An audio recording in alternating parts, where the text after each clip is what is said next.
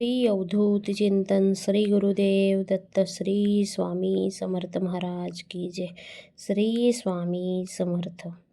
सर्व स्वामी भक्तांचं स्वामी माऊली या चॅनलवर स्वागत आहे आणि सर्वांना नमस्कार. श्री स्वामी समर्थ. तर आपण जेव्हा स्वामी महाराजांची पूजा करतो, सेवा करतो, तर काही लोकांना जांभळ्या येतात, काही लोकांना झोप येते, काही लोकांना डोळ्यात पाणी येतं, आळस येतो. तर अशा गोष्टी का होतात आणि त्याचं कारण काय आहे जाणून घेऊया. व्हिडिओ आज लॉंग बनणार आहे, त्यासाठी कुठेही न स्किप करता एंडपर्यंत बघा. तुम्हाला सगळी माहिती आपल्या चॅनलवर बघायला भेटणार आहे. तर जेव्हा आपण पूजा करत असतो तेव्हा असं सगळ्यांसंगतीच घडतं का? तुमच्या संगती देखील घडलं असेल, कमेंट बॉक्समध्ये कमेंट करून सांगू शकता. तर देवासमोर जेव्हा आपण बसतो पूजा करायला, तर आपल्या डोळ्यात पाणी येत असतं. जे पूजा करतो आपण ते मनापासून आत्मापासून भक्ती करत असतो. आपला अहंकार, आपली मीपणा कुठे ना कुठं गळून जातो. स्वामी भक्तीमध्ये आपण एकरूप होतो आणि माझे तारणहार स्वामी संगत आपण एकरूप होतो. आपली जे आपण भक्ती करतोय, सेवा करतोय, ते स्वामीपर्यंत पोचती हे संकेत आहे, त्याची पोचपावती आहे. पूजा करताना डोळ्यात पाणी येते, हे शुभ आहे आणि असं शुभ मानलं जातं. पूजा करताना जांभळ्या, झोप येणे, आळस येणे काय कारण आहे हे पण जाणून घेऊया. जेव्हा पूजा करत असतो असं होत असतं, मन शुद्धी होते. आपली जे आपण सेवा करतो स्वामी महाराजांची, ते शक्ती आपल्या मनातले नकारात्मक शक्ती बाहेर काढते आणि पॉझिटिव्हिटी शक्ती जी आहे ते आपल्यामध्ये प्रवेश करत असते. पण जे सकारात्मक शक्ती आहे ते आणि पॉझिटिव्ह शक्ती दोघांमध्ये भेटते.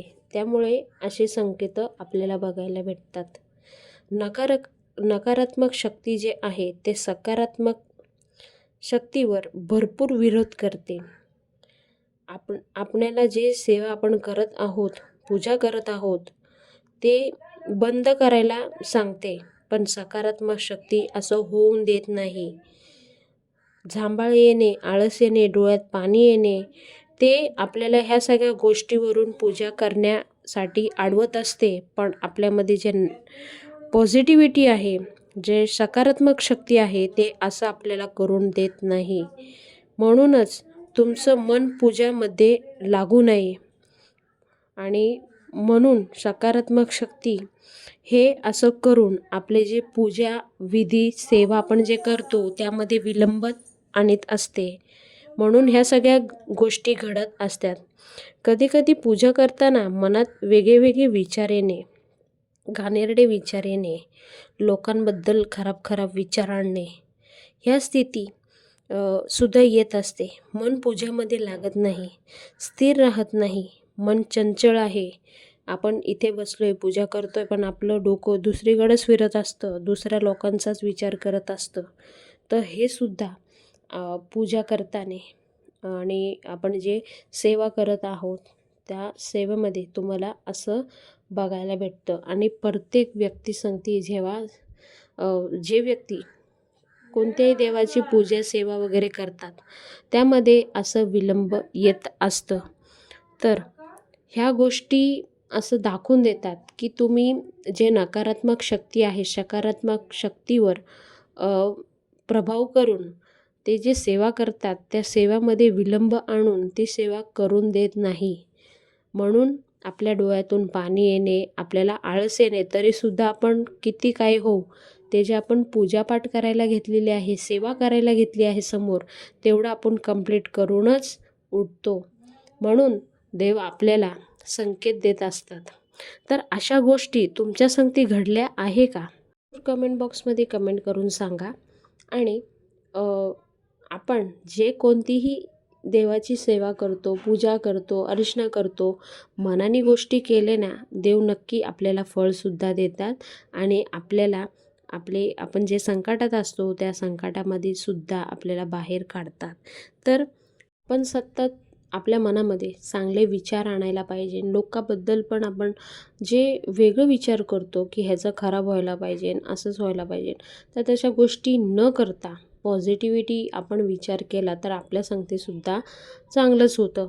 आणि दुसरी गोष्ट ही की तुम्ही जेव्हा स्वामी महाराजांची सेवा करत असता तेव्हा तुम्ही जे काही मनाने तुम्ही देवापाशी मागशाल, नक्की तुम्हाला मागितल्यापेक्षाही स्वामी महाराज तुम्हाला जास्त देईल.